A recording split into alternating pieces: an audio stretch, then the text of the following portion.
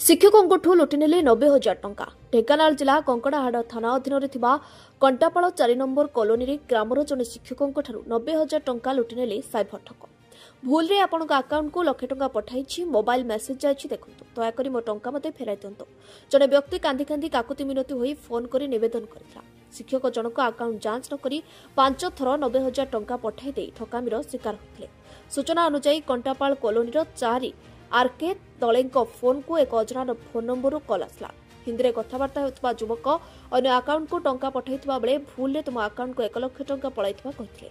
ଶିକ୍ଷକ ଜଣକ ଠକ କଥାକୁ ବିଶ୍ୱାସ କରି 90,000 ଟଙ୍କା ପଠାଇ ଦେଇଥିବା ବେଳେ ସେତେବେଳେ ବାଲାନ୍ସ ଚେକ୍ କଲା, ଦେଖିଲା ବେଳକୁ ପାଇଲେ ଆକାଉଣ୍ଟ ଖାଲି ହୋଇଯାଇଛି। ମିଛ ମେସେଜ ଦେଖି ଠକି ଯାଇଥିବା ଜାଣିବାକୁ ପାଇଲେ ତୁରନ୍ତ Shri Dalei cyber helpline number 1930ରେ ଫୋନ୍ କରି ଅଭିଯୋଗ କରିଥିଲେ। ତୁରନ୍ତ ଠକର ବ୍ୟାଙ୍କ ଆକାଉଣ୍ଟକୁ ବ୍ଲକ୍ କରାଯାଇଥିଲା, ମାତ୍ର ସେତେବେଳକୁ ଠକ 40,000 ଟଙ୍କା ଉଠାଇ ସାରିଥିଲା।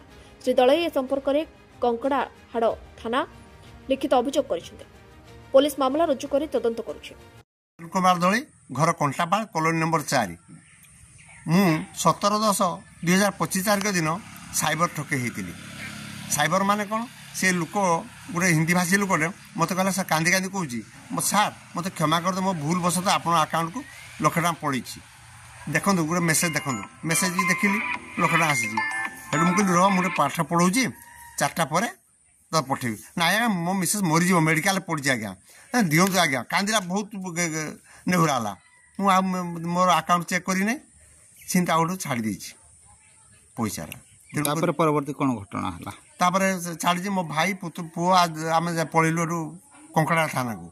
କଙ୍କଡା ଥାନାକୁ ଗଲା ପରେ ସେକେଣ୍ଡ ଅଫିସର ଥିଲେ, ଆଉ କ'ଣ ମୋତେ ମୋର ଭୁଲ ଅଛି, କାହିଁକି ପାଇଲୁ, ମୋତେ ପାର୍ଟି କଲେ, କାହିଁକି ଆପଣ ଫୋନ୍ ପେ'ରେ ଦେଲେ, ଆପଣ ଫୋନ୍ ପେ'ରେ ଦେଲା ନା ସାଇବରଟା ପଇସା ଫେରି ପାଇବେ କି?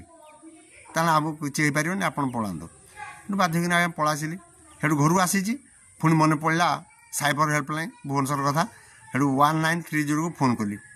ସେଠୁ ତାଙ୍କୁ କହିଲି, ସାର୍ ମୋର ଏମିତି ଭୁଲ ହେଇଛି, ଆଉ ଭୁଲ ବଶତଃ ମୁଁ ଛାଡ଼ି ଦେଇଛି ସାଇବର ଆକାଉଣ୍ଟରୁ 90,000 ଟଙ୍କା, ମୁଁ କେମିତି ଫେରିପାଇବି, ମୋତେ କରନ୍ତୁ। କହିଲେ ଠିକ୍ ଅଛି, ଆପଣ ସବୁ ଡକୁମେଣ୍ଟଟା ଦିଅନ୍ତୁ, କେଉଁଠି ଛାଡ଼ିଛନ୍ତି ପଇସା ଆପଣ, ଆଉ ସିଏ ଯେଉଁ ମେସେଜ ଛାଡ଼ିଛି, ଆଉ ମୋର ଆକାଉଣ୍ଟ ନମ୍ବର, ମୋର ଆଧାର କାର୍ଡ଼, ଏରା ସବୁ ଏଠୁ ସାଇବର ଆକାଉଣ୍ଟକୁ ଦେଲି।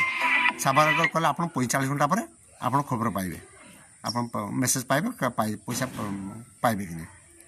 45 ଘଣ୍ଟା ପରେ ଫୋନ୍ କଲି, ସେମାନେ ଏଠୁ ଖବର ଦେଲେ କି ଆପଣଙ୍କର ଆକାଉଣ୍ଟରୁ ଯେଉଁ ଦେଇଥିଲେ 90,000 ଟଙ୍କା, 40,000 ଟଙ୍କା ସେମାନେ ଉଠାଇ ନେଇଛନ୍ତି, ଆଉ 50,000 ଟଙ୍କା ଆମେ ବ୍ଲକ୍ କରିଦେଇଛୁ।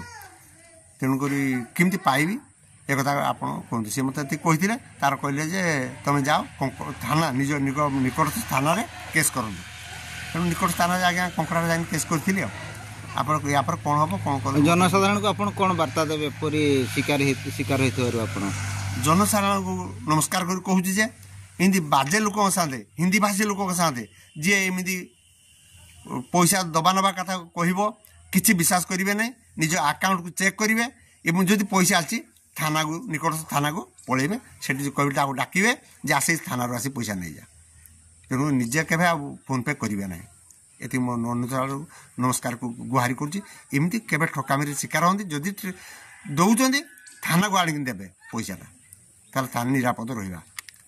ଢେଙ୍କାନାଳ କଙ୍କଡାହାଡ଼ରୁ ଯଶବନ୍ତ ପରିଡ଼ାଙ୍କ ରିପୋର୍ଟ, ପବିତ୍ର ନ୍ୟୁଜ୍ ଓଡ଼ିଶା। जदि आम भिडियोटी आपंक भल लगा तेब लाइक, शेयर, सब्सक्राइब, फॉलो करने भूलु नहीं। नमस्कार।